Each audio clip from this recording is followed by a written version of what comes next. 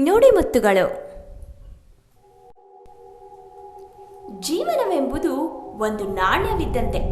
ಅದನ್ನು ನಿಮಗಿಷ್ಟ ಬಂದ ರೀತಿಯಲ್ಲಿ ವೆಚ್ಚ ಮಾಡಬಹುದು. ಆದರೆ ಬಳಸುವ ಅವಕಾಶ ಇರುವುದು ಒಂದು ಬಾರಿ ಮಾತ್ರ. ಹಾಗಾಗಿ ಬದುಕನ್ನು ಮೌಲ್ಯಯುತವಾಗಿ ಬಾಳಿ. ಪ್ರತಿಯೊಬ್ಬರೂ ಪ್ರಪಂಚದಲ್ಲಿನ ವ್ಯವಸ್ಥೆ ಬದಲಾಗಲಿ ಎಂದು ಪ್ರತಿಪಾದಿಸುತ್ತಾರೆ. ಆದರೆ ನನ್ನಲ್ಲಿ ಬದಲಾವಣೆಯಾಗಲಿ ಎಂಬ ಉತ್ಸಾಹ ಯಾರಲ್ಲಿಯೂ ಇರುವುದಿಲ್ಲ. ಹೀಗಾಗಿ ಮೊದಲು ನಾವು ಬದಲಾಗಿ ನಂತರ ಪ್ರಪಂಚ ಬದಲಾವಣೆಗೆ ಮುಂದಾಗಬೇಕು.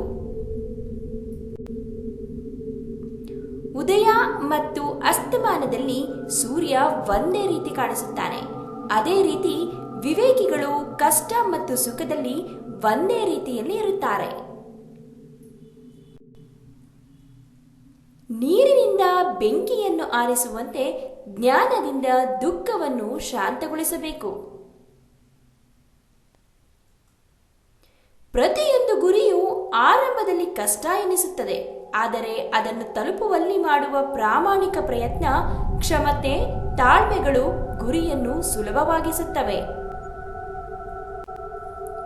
ಜೀವನದಲ್ಲಿ ನೀವು ಗುಲಾಬಿ ಹೂವುಗಳಾಗಬೇಕೆಂದು ಬಯಸಿದರೆ ಮುಳ್ಳುಗಳ ನಡುವೆ ಬಾಳುವುದನ್ನು ರೂಢಿಸಿಕೊಳ್ಳಬೇಕು. ಕಷ್ಟಪಡದೆ ಯಾವುದೂ ಸುಲಭವಾಗಿ ದಕ್ಕುವುದಿಲ್ಲ. ಪ್ರತಿಯೊಬ್ಬರಿಗೂ ತೊಂದರೆಗಳು ಇರುತ್ತವೆ. ಕೆಲವರು ನೋವನ್ನು ವ್ಯಕ್ತಪಡಿಸುತ್ತಾರೆ. ಹಾಗೆಂದ ಮಾತ್ರಕ್ಕೆ ಅವರು ದುರ್ಬಲರಲ್ಲ. ಕೆಲವರು ನೋವು ತೋರಿಸಿಕೊಳ್ಳುವುದಿಲ್ಲ. ಅದರ ಅರ್ಥ ಅವರು ಕಠೋರವೆಂದಲ್ಲ. ಅವರದೇ ಆದ ವ್ಯಕ್ತಿತ್ವವಿರುತ್ತದೆ. ಅದನ್ನು ಗೌರವಿಸಿ. ಸಂತೋಷವೆನ್ನುವುದು ತಾನಾಗಿಯೇ ಉತ್ಪತ್ತಿ ಆಗುವಂಥದ್ದಲ್ಲ. ಅದು ನಿಮ್ಮ ನಿರಂತರ ಪ್ರಯತ್ನಗಳಿಂದ ಸೃಷ್ಟಿಯಾಗುವಂಥದ್ದು. ನೋವು ಪ್ರತಿಯೊಬ್ಬರನ್ನೂ ಬದಲಿಸಿಬಿಡುತ್ತದೆ. ಕೆಲವರು ನೋವಿನಿಂದ ನರಳುತ್ತಾರೆ. ಕೆಲವರು ನೋವಿನಿಂದ ಕಲಿಯುತ್ತಾರೆ. ಕಲಿತು ಮುನ್ನಡೆಯುತ್ತಾರೆ. ನರಳುವುದು ಅಥವಾ ನಲಿಯುವುದು ನಿಮ್ಮ ಆಯ್ಕೆ. ಗತಕಾಲದಿಂದ ಕಲಿಯಬೇಕಾದದ್ದು ಬಹಳಷ್ಟಿದೆ. ಹಿಂದೆ ಮಾಡಿದ ತಪ್ಪನ್ನು ಮತ್ತೆ ಮಾಡದಿರಬೇಕು. ಆ ಪಾಠಗಳನ್ನು ಕಲಿಯಲೇಬೇಕು. ಪಾಠ ಕಲಿತಂತೆಲ್ಲ ಭವಿಷ್ಯವನ್ನು ಎದುರಿಸುವ ಧೈರ್ಯವು ನಮ್ಮಲ್ಲಿ ಬರುತ್ತದೆ. ಜೀವನದಲ್ಲಿ ಅಸಾಧ್ಯ ಅಥವಾ ಸಾಧ್ಯ ಎನ್ನುವುದರ ನಡುವಿನ ಅಂತರ ತೀರಾ ಸಣ್ಣದು. ಸಾಧ್ಯ ಅಸಾಧ್ಯ ಎನ್ನುವುದು ಆಯಾ ಮನುಷ್ಯನ ಆಲೋಚಿಸುವ ರೀತಿಯ ಮೇಲೆ ಅವಲಂಬಿತ. ಮನಸ್ಸಿದ್ದಲ್ಲಿ ಎಲ್ಲವೂ ಸುಲಭ. ಕಾಯುವವರಿಗೆ ಒಳ್ಳೆಯ ಸಂಗತಿಗಳು ಬಂದೇ ಬರುತ್ತವೆ. ಆದರೆ ತಾಳ್ಮೆ ಇರುವವರಿಗೆ ಅತ್ಯುತ್ತಮ ದಿನಗಳು ಎದುರಾಗುವುದು ಖಚಿತ. ಹೀಗಾಗಿ ಜೀವನದಲ್ಲಿ ಕಾಯುವಿಕೆ ಮತ್ತು ತಾಳ್ಮೆ ಇರಲೇಬೇಕು.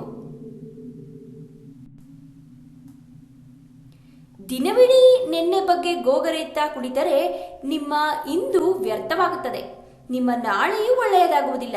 ನಿನ್ನೆ ನಿನ್ನೆಗೆ, ನಾಳೆ ನಾಳೆಗೆ. ದಿನ ಚೆನ್ನಾಗಿರಲು ಪ್ರಯತ್ನಿಸಿ.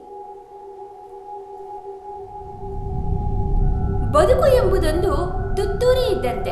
ನೀವು ಅದರೊಳಗೆ ಗಾಳಿ ಹಾಕದಿದ್ದರೆ ಅದರಿಂದ ಸ್ವರ ಹೊರಬರಲು ಸಾಧ್ಯವಿಲ್ಲ. ಜೀವನದಲ್ಲಿ ಪರಿಶ್ರಮ ಪಟ್ಟರಷ್ಟೇ ಪ್ರತಿಫಲ ದೊರೆಯುತ್ತದೆ. ಬೇರೆಯವರಿಂದ ಯಾವತ್ತೂ ಏನನ್ನು ನಿರೀಕ್ಷಿಸದಿರಿ. ನಿರೀಕ್ಷಿಸಿದ್ದು ಸಿಕ್ಕಲಿಲ್ಲವೆಂದಾಗ ಖಂಡಿತವಾಗಿ ಬೇಸರವಾಗುತ್ತದೆ. ನಿಮ್ಮಿಂದಲೇ ಬಹಳಷ್ಟನ್ನು ನಿರೀಕ್ಷಿಸುತ್ತಿದ್ದರೆ ಒಂದಾದ ಮೇಲೆ ಮತ್ತೊಂದು ಸಾಧನೆ ಮಾಡುತ್ತಲೇ ಇರುವಿರಿ. ಈಗಾಗಲೇ ಸಾಕಷ್ಟು ನೊಂದಿರುವವರನ್ನು ಮತ್ತಷ್ಟು ನೋಯಿಸಬೇಡಿ. ಅವರದ್ದು ತಪ್ಪಿದ್ದರೂ ಪಶ್ಚಾತ್ತಾಪ ಪಡಲು ಅವರಿಗೊಂದಿಷ್ಟು ಸಮಯ ಕೊಡಿ. ಇದೇ ನೀವು ಅವರಿಗೆ ನೀಡಬಹುದಾದ ಸಹಾನುಭೂತಿ. ಕೆಲವರು ನಿಮ್ಮ ಹಾದಿಗೆ ಕಲ್ಲೆಸೆಯುತ್ತಾ ಇರುತ್ತಾರೆ. ಆ ಕಲ್ಲುಗಳಿಂದ ಗೋಡೆ ಕಟ್ಟುತ್ತೀರಾ ಅಥವಾ ಸೇತುವೆ ನಿರ್ಮಿಸುತ್ತೀರಾ ಎನ್ನುವುದು ನಿಮಗೆ ಬಿಟ್ಟಿದ್ದು. ನೆನಪಿರಲಿ, ನೀವೇ ನಿಮ್ಮ ಬದುಕಿನ ಶಿಲ್ಪಿಗಳು.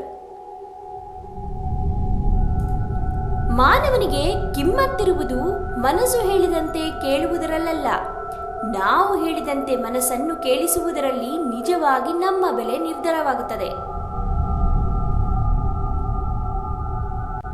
ಏನನ್ನಾದರೂ ಸಾಧಿಸಬೇಕು ಎಂಬ ಛಲವೇ ಗೆಲುವಿನ ಮೊದಲ ಲಕ್ಷಣ.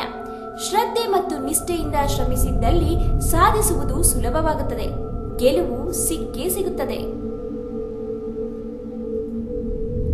ಚಿಕ್ಕ ಪುಟ್ಟ ಸಂತಸಗಳು ಪ್ರತಿನಿತ್ಯ ನಮಗೆ ಕಾಣಸಿಗುತ್ತದೆ.